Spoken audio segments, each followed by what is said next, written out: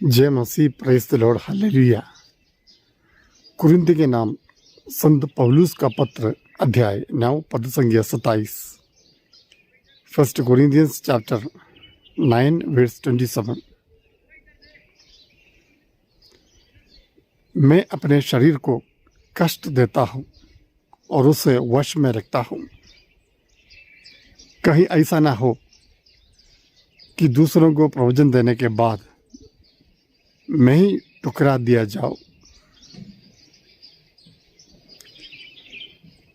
यह वचन मुझ जैसे वचन बांटने वाले या कलीसिया की अगुवाई करने वालों के लिए है, लेकिन इसका जो संदेश है वो संदेश सभी लोगों के लिए है।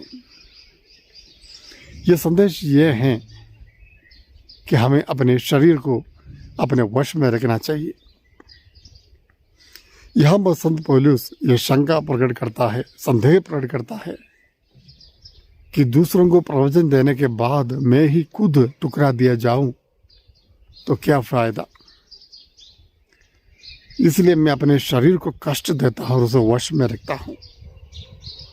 आजकल हम देखते हैं अनेक लोग, बहुत सारे लोग वचन की सेवा में लगे हुए हैं, लेकिन कुछ लोग ऐसे हैं जो मुंह से वचन की घोषणा करते हैं,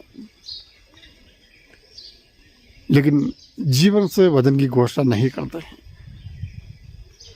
मुंह से बोलने वाले बहुत सारे हैं, लेकिन हृदय से वचन की घोषणा करने वाले, वचन के अनुसार जीवन बिताने वाले, आचरण करने वाले, भक्ति में विश्वास में आचरण करने वाले बहुत कम हैं।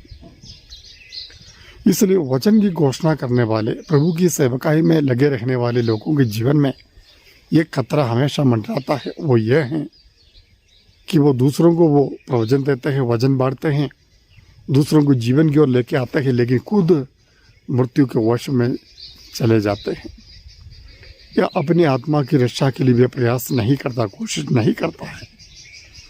इस प्रकार के वचन के उपासक हम ना बने प्यारे भाइयों बहनों। तो वचन ये बताना चाहता है हमें अपने शरीर को वश में रखना चाहिए।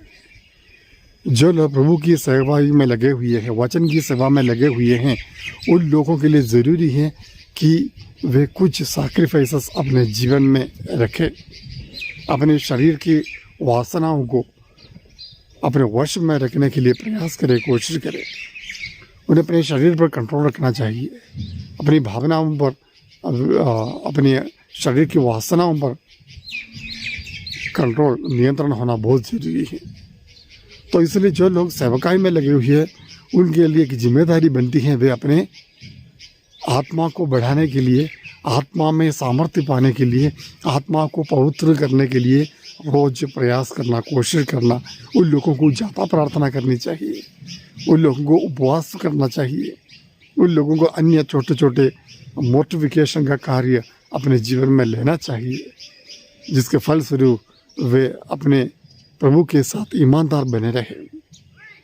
आपका सेवा कार्य वरदान के अनुसार, आत्मा से प्राप्त वरदान के अनुसार आप सेवा तो कर सकते हैं, लेकिन आपकी आत्मा की मुक्ति ये आपके ही हाथों में है। आप स्वर्ग में पहुँचे कि नहीं, ये देखने का कार्य आपका ही है। दूसरों को आप स्वर्ग में पहुँचा सकते हैं, दूसरों को अनंत जीवन के लिए आप सहभागी बनवा सकते हैं, लेकिन अपने आप को स्वर्ग के लिए लायक बनाना, प्रभु की दृष्टि में निर्दोष बनाना एक चुनौती है प्यारे भाइयों बहनों। इस चुनौती को स्वीकार करने के लिए आज प्रभु हमें आह्वान दे रहे हैं। इस चुनौती को हम स्वीकार करें। प्रभु के वचन के उपासक बनते ही हमें ईश्वर के सच्चे भक्त भी हमें बनना चाहिए। प्रीचर बनना काफ़ी नहीं, भक्त बनना जरूरी है। सच्चे ईमानदार एक विश्वासी बनना बहुत ज़रूरी है। तो इस प्रकार एक सच्चा विश्वासी बनते हुए, प्रभु के नियमों पर चलते हुए हम प्रभु की सेवा में लगे रहे, उस समय स्वर्ग हमारे प्रति आनंद मनाएंगे और अपनी सेवा कार्य के द्वारा अनेक लोग प्रभु को पहचानेंगे, स्वीकार करेंगे। उनकी आत्माएं स्वर्ग का मुकुट जरूर प्राप्त करेंगी। आमीन।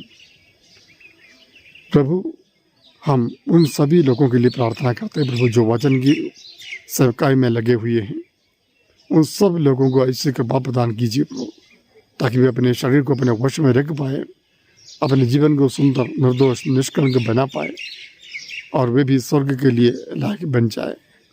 हाँ प्रभु, जो लोग परेशानी में संकट में हैं, जो कलीसिया की अगुवाई करने वाले जितने भी लोग हैं, उन सब लोगों के लिए प्रार्थना करते हैं। उनके जीवन में जो परेशानियां हैं वो परेशानियों को निकाल दीजिए प्रभु, उन्हें सामर्थ्य शक्ति से भर दे प्रभु, ताकि वे पवित्रता में जीवन बिता सके। आमीन। सर्वशक्तिमान ईश्वर पिता और पुत्र और पवित्र आत्मा को आशीर्वाद प्रदान करें। आमीन।